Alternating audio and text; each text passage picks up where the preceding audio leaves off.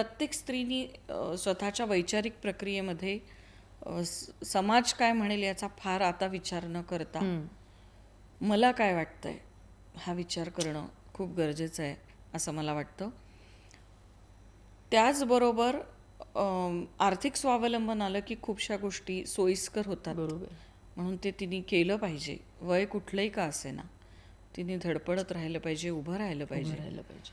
आणि काय केलं पाहिजे तर पूर्वीच्या काळी खूप व्याख्यानमाला वगैरे जशा असायच्या तसे सामाजिक विषयांवरच्या खूप चर्चासत्र सातत्याने प्रत्येक शहरामध्ये घडले पाहिजेत, झाले पाहिजेत.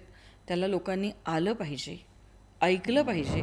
कारण जसं वाचून आपण प्रगल्भ होतो तसं ऐकून सुद्धा आपण वैचारिक बदल आपल्यामध्ये येत असतो.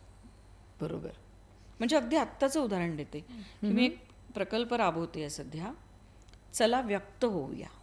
हो, कारण आपल्या समाजात अवतीभोवती आपल्याला असं दिसतं की अरे परवा माझ्याशी बोलला तो, त्याने सुसाईड केलं, अगं किती छान बोलला. म्हणजे त्याच्या आत इतकं काही होतं हे मला कसं कळलं नाही, किंवा इतर कोणी त्याला का समजून घेतलं नाही, का विचारलं नाही. त्याचे स्टेटस बदलले होते व्हॉट्सअपवरचे, त्याचे फेसबुकवरच्या पोस्ट बदलल्या होत्या, मला त्या कळत होत्या, मी का जाणून घेतलं नाही त्याला किंवा तिला. बरोबर. तर व्यक्त होऊया, कारण आपण व्यक्त होत नाही. व्यक्त व्हायला आपल्याकडे वेळ नाही, ऐकणारा कान द्यायला आपल्याकडे व्यक्ती नाही. आणि म्हणून त्या परिस्थितीत व्यक्त होणं फार गरजेचं आहे असं मला वाटतं.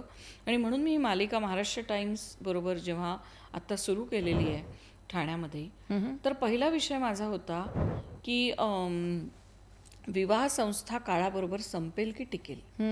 कारण क्षणोक्षणी ब्रेकअप होताना दिसतात आहे.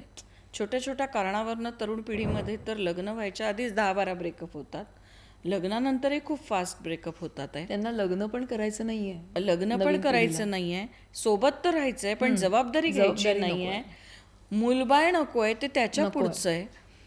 तर हे सगळं मी चर्चेतनं घडवून आणलं.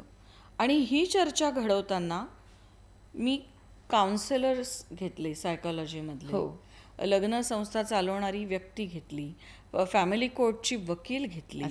आणि ती मला वाटलं एक 50-60 लोक येतील. कोण येत आहे हल्ली ऐकायला? 250 लोक ऐकायला होते. आणि त्यामध्ये सुद्धा 60च्या पुढचे जास्त होते. ओके. की ही संस्था टिकेल की नाही. आणि हे टायटल तर मी घेतलं पण मला स्वतःलाच त्याच्यातनं एक फार सुंदर बोध मिळाला बरं का. की एकीकडे मी म्हणते आहे की स्त्री अजूनही समान पातळीवर नाही, अजूनही ती तडजोडच करते आहे. संसार म्हटला की तडजोड आलीच, पण माझ्या पिढीपर्यंतच्या मैत्रिणींनी खूप काही प्रमाणात अनेक जणींनी तडजोड केलेली आहे, करतायत. मी पुढच्या पिढीचं बोलत नाही आहे. ह्या विषयावरच एका काउन्सिलरनी फार सुंदरच सुरुवात केली, ज्याने माझेच कान टोचल्या गेले. ती म्हणाली की टिकवायचीच, हा अट्टहासच काय, पण नाही टिकत आहे, नाही पटत आहे, नाही पटलं, तुटलं का म्हणून तुम्ही सगळ्यांनी आत्तापर्यंत सहन करत आलात, खूप मन मारत आलात आणि मग डोळ्याला पदर लावत बसलात, तसा पुढच्याही पिढीनी तो तसाच लावावा, हा तुमचा अट्टहास का आहे. आणि मी बोलताना असं म्हणाले त्या परिसंवादात की कॉलेजची मुलं आज असायला हवी होती, कारण उद्या त्यांना संसार करायचे. तर ती म्हणाली बरं झालं ती नाही आहेत. मला फार तिचे ते विचार पटले त्या क्षणाला. ती म्हणाली बरं झाले ते नाही आहेत, तुम्हाला तुमचं बॅगेज त्यांना का लादायचं आहे की अशाच पद्धतीने संसार केला पाहिजे आणि तो टिकवला पाहिजे. रोजच्या जीवनामध्ये अनेक नात्यांमध्ये घटस्फोट होत असतात, अनेक मैत्रिणींशी आपलं तुटतं, मित्रांशी तुटतं, नातेवाईकांशी तुटतं, त्यावर चर्चा होत नाही. मग ह्या नात्याबद्दलच इतकी चर्चा का होते, झालेल्या नात्यावर जास्त चर्चा का होते या नात्याबद्दल. तर लग्न संस्था ही काळाबरोबर टिकेल की संपेल, ती टिकेलच, हा अट्टहासच नकोय. तडजोड करूनही जमत नसेल तर ती संपलेलीच चांगली वेळेवर. म्हणजे समाजामध्ये वैचारिक ह्या पिढीमध्ये, बरं जी बोलत होती ती आत्ताच्या पिढीचं प्रतिनिधित्व करणारी आहे, त्यामुळे आताच्या पिढीमध्ये विचारांमध्ये किती क्रांती होते, किती बदल होते. काही वेळा ते खूप तोट्याचं आहे खूप जास्त पुढारलेलं आहे. काही वेळा ते फार छान पण आहे, त्यांच्याकडनं खूप काही शिकण्यासारखं आहे. आणि लग्न म्हणजे फक्त तडजोड नाही, तर ते त्याच्याकडे व्यवहार म्हणून सुद्धा बघतायत. हो. पगार दोघांचा आहे ना, अर्धे खर्च तू कर, अर्धे खर्च मी करीन. आज बाळाची नापी मी बदलली, उद्या तू बदल.